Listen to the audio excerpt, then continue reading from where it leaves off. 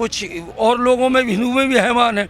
तो हमें जो जहरीले सांप है उनको कुचलना है। वो किस मजहब से हैं वो हमें देखने होंगे, हमें समझने होंगे। राम जी रहे हैं और जो शहनाई वादक थे वो रहे, और ये जो अशफाक उल्ला जिनके नाम लिए जाते हैं, देश को आज़ादी कराने में न जाने कितने मुसलमान भी शहीद हुए, मैं ये नहीं कह रहा हूँ, लेकिन मुसलमान शहीद हुए हैं उसमें कुछ हैवान है। मैंने आपसे कहा कि जो बहुसंख्यक समाज है, जब अल्पसंख्यक समाज में कुछ चीज़ों का सुधार होगा, बहुसंख्यक समाज भी सुधरेगा।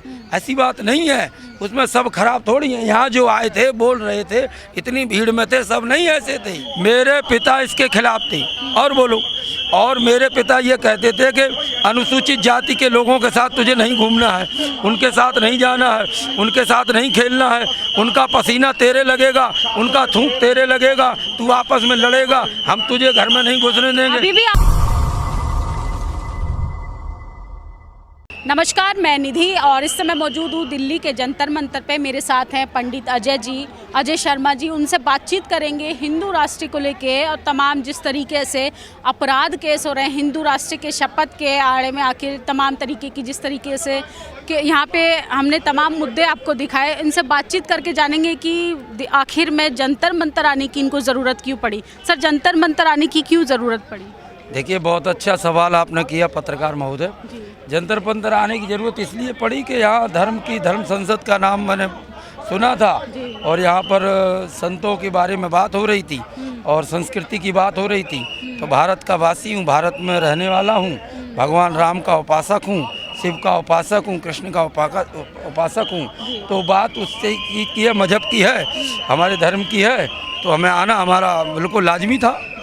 लेकिन धर्म तो सर कहता है कि धर्म का मतलब होता है धारण करना, अच्छी चीज़ें धारण करना। और मुझे लगता है कि धर्म किसी का कोई खून खराबा या हत्या करने के लिए नहीं कहता है। मतलब अहिंसा को बढ़ावा देता है, हिंसा खत्म करने का कहता है। लेकिन हिंदू राष्ट्र को लेके यहाँ पर लोग मांग कर रहे हैं, लोगों से बातचीत की, वो लोग बड़े क्रोधित हो जाते हैं कि वामपंथी विचारधारा के पत्रकार हैं, आप लोगों को बाइट नहीं देंगे। मतलब ऐसा कैसे चलेगा? अगर हिंदू राष्ट्र बनाना चाहते हैं तो आप उनके बारे में चर्चा तो करेंगे ना, लोगों को पता कैसे चलेगा? देखिए, हिंदू राष्ट्र के लिए बात यहाँ पर ये है कि लोग धरना करेंगे, आंदोलन करेंगे, रामलीला मैदान है, जंतर मंतर है और भी कई जगह हैं, वो अपना आंदोलन करेंगे, धरना करेंगे। सांस्कृतिक मंत्रालय जो भारत सरकार है, विधायिका है, कार्यपालिका है, न्यायपालिका है, उनके अंतर्गत वो बात पहुँचेगी तो उनको लगेगा तो वो करेंगे। आप वो हिंदू तो राष्ट्र के समर्थन में कि विरोध में? विरोध वाली बात नहीं हो रही यहाँ पर। भारत की जो सुप्रीम कोर्ट है, जो कार्यपालिका है, विधायिका है, न्यायपालिका है, हमने ये कहा पत्रकार महोदया, हमारी बात को समझिए। मैं न पक्ष की बात कर रहा हूँ न विपक्ष की बात कर रहा हूँ, हम सीधे रास्ते पे चल रहे हैं। हम ये कह रहे हैं आपसे, जो भारत के नागरिक मांगेंगे, जो जनता यहाँ आंदोलन करेगी, जो जनता रामलीला मैदान में आंदोलन करेगी, जो जनता के मुखमंडल से निकलेगा, सरकार को उसको पास करेगी। ये तो जनता के ऊपर डिपेंड करता है क्या मांग है, जनता क्या मांग कर रही है और कौन से धागे में जनता को पिरोया जाए, ये जनता के ऊपर है। और जनता पे कौन राज करता है वो जनता को देखना है। और जनता किसी की गुलाम है या जनता के लोग गुलाम है, ये तो हमें समझना पड़ेगा पत्रकार महोदय।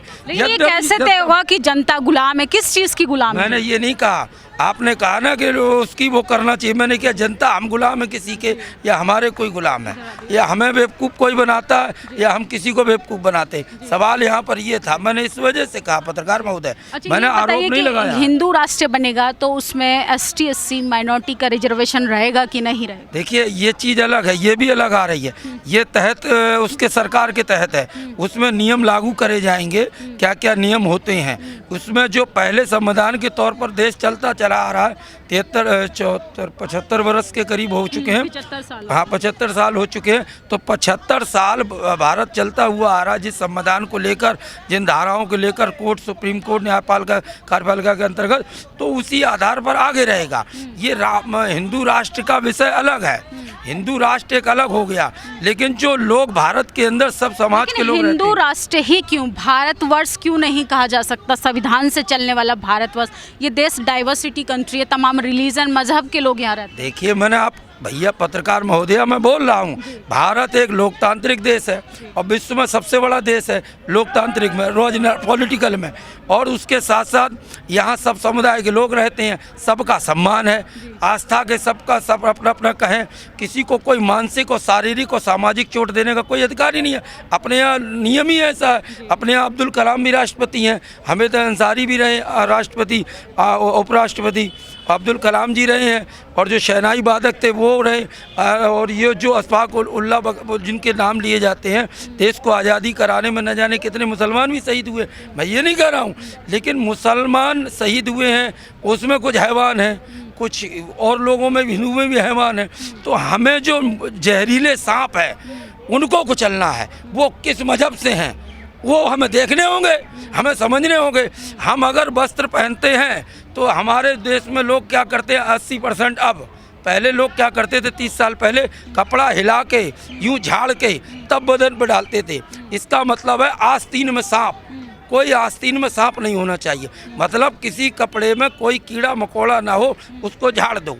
तो अब विश्वास नहीं करना, वही चीज़ फिर करना है, झाड़ना पड़ेगा आपको। हमें दोनों पक्ष में देखना है। हमारे पड़ोस में कौन है, मुसलमान भाई है, कोई दिक्कत नहीं है, लेकिन उसको भी देखना है, तीसरा कौन है। आपने नाम सुना होगा स्वामी प्रसाद मौर्य जी, उन्होंने एक टिप्पणी की रामचरितमानस पर और मनुस्मृति पर। इस पर आप क्या कहेंगे? क्योंकि उनकी गर्दन काटने का जो ऐलान किया है वो हिंदू संतों ने ही किया है। वो समझ गए आपकी बात गर्दन काटने की नहीं है, बात है सामने वाली पार्टी के विरोध में बोलना। यहाँ पर देखिए पत्रकार महोदय निधि जी, वेद पुराण, 4 वेद, 6 शास्त्र, 18 पुराण, उपनिषदि और गीता, रामायण, महाभारत, अब इसका जो व्याख्यान होता है इसी के नाम से लोगों की शुभ होती है, अधिकतर कथाएं होती हैं, भागवत होती हैं। और रामचरितमानस तो बहुत बड़ी चीज़ है, जिसके ऊपर 4-5 साल से केस चल रहा था, कितना बड़ा विवाद था। रामचरितमानस की सिर्फ कुछ जो पंक्तियां हैं उन पर विवाद हो रहा है। अब तो हालांकि गीता प्रेस ने आरोप उन्होंने पूरे पे लगा दिया, बात पंक्ति पे नहीं है। हाँ। वहाँ पूरी पुस्तक बदनाम हो रही है ना। हाँ। आपने रामचरितमानस से ही तो लिया है उस चीज़ को। हाँ। तो रामचरितमानस हम विरोध नहीं कर सकते उसका, कदाप नहीं कर सकते भाई, हम कैसे कर सकते उसका। और उसी के लिए देखिए राम मंदिर बन रहा है।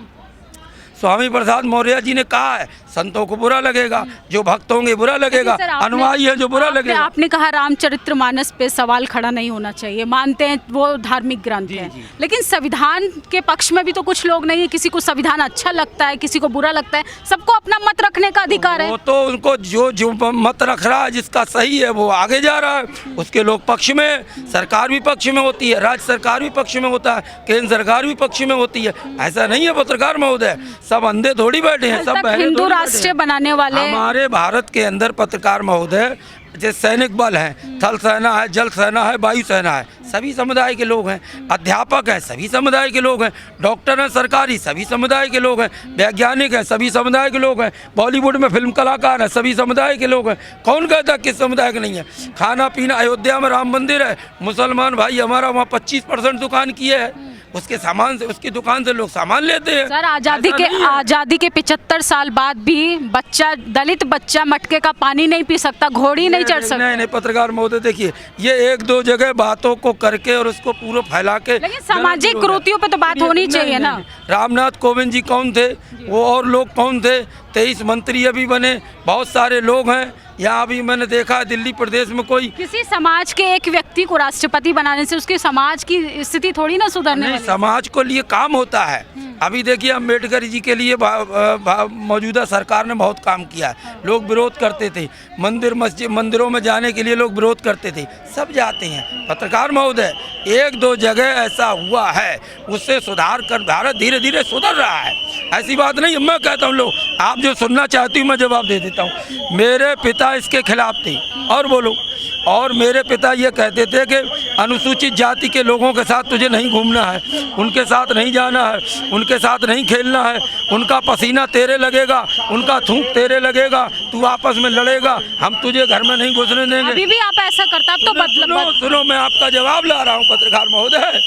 तो मैं वो 30 साल पुरानी बात है। मैं इस समय उम्र का, इतना उम्र का हो चुका हूँ, ऐसा कुछ नहीं है। सब साथ घूमते हैं, मिलते हैं, जुलते हैं, बैठते हैं, कोई जात धर्म का कोई विवाद नहीं है। सवाल सिर्फ ये है कि आप अपने अपने अधिकार की बात करिए और देख के बात करिए। पत्रकार महोदय, दो बातें और आपको बोल देता हूँ, आपके लिए है कि यद्यपि सत्यम लोक विरुद्धम, क्या यद्यपि सत्यम लोक विरुद्धम, और चोर सभी है लेकिन चोर वही जो पकड़ा जाए। तो हमें हर चीज़ को देख के सवाल करना है और देख के जवाब देना है, ये भी ध्यान रखना है। सबको अधिकार है अपना अपना, सबसे प्यार है अपना अपना, लेकिन उसमें जो अच्छा, एक अत्याचार। आखिरी सवाल कि हिंदू राष्ट्र अगर बनता है तो देश की तस्वीर कैसी होगी? देखिए, हिंदू राष्ट्र बनता है, देश की तस्वीर होगी रामराज की तरह होगी, सब समान होंगे। अभी भी कौन किसी के ऊपर हावी है? ना किसी बहन बेटी को कोई हमला कर रहा है, ना कोई किसी का व्यापार छीन रहा है, ना कोई ज़मीन छीन रहा है, ना किसी का गाँव में कोई अपमान करता है। सब आते हैं। हमारे गांव में भी लोग हैं जो मुस्लिम भाई भी हैं, हिंदू सॉरी सिख सो भी हैं। सरदार लोग कितनी पहचान है उनकी। जहां सरदार पगड़ी लगा के दिखता है, पूरे विश्व में नंबर 1 शान बढ़ाए हुए है। सिख धर्म जो है पगड़ी लगा के घूमता है बेचारा, और देखो सबकी पूरे देश की शान बढ़ाता है कि भारतवासी हैं, ये भारत देश के लोग हैं। तो हमें ऐसे काम करने होंगे, हमें कत्लेआम नहीं करने होंगे, हमें बुराइयां नहीं करनी होंगी, हमें बहन बेटियों की इज्जत करनी होगी। लेकिन सर, अब तो पहले लोग बयानबाजी देते थे सर तन से जुदा, लेकिन अब तो साधु संत का भी बयान आने लगा। फिर बदलाव कैसे आएगा? किसी को तो हिंसा को खत्म करना पड़ेगा। मैंने आपसे कहा कि जो बहुसंख्यक समाज है, जब अल्पसंख्यक समाज में कुछ चीज़ों का सुधार होगा, बहुसंख्यक समाज भी सुधरेगा। ऐसी बात नहीं है, उसमें सब खराब थोड़ी है। यहाँ जो आए थे बोल रहे थे, इतनी भीड़ में थे, सब नहीं ऐसे थे। उसमें सब दरिया दिली थी, मानवता थी, इंसानियत थी। कुछ लोग थे जोश में थे, हवा में थे। कुछ वायरस होता है हवा वाला, तो उसमें बहक जाते हैं। बच्चे सब अच्छे हैं, कोई गलत नहीं। मैंने आपसे कहा चोर सभी हैं लेकिन चोर वही जो पकड़ा जाए। हाँ, इसका उदाहरण आप समझ जाइए। कोई बचा नहीं, मैंने किसी को नहीं छोड़ा, सबको लपेट दिया। चोर वही, चोर सभी हैं, कोई भी हो, कोई माई कला लो, चोर सभी हो, चोर वही जो पकड़ा जाए, खत्म बात। तो सब में कमियां हैं, सब में खूबियां हैं। एक से एक भारत में अच्छे लोग हैं, एक से एक बुरे लोग हैं। तो ये थे हमारे साथ, अजय नाम बताया था ना, ये थे अजय शर्मा जी। हमारी बातचीत पे आप लोगों की क्या प्रतिक्रिया है कमेंट बॉक्स में ज़रूर बताएं, और हिंदू राष्ट्र पर और लोकतंत्र देश पर आप लोग क्या सोचते हैं ये भी कमेंट बॉक्स में ज़रूर बताइए। कैमरा पर्सन आशीष के साथ मैं निधि, जंतर मंतर।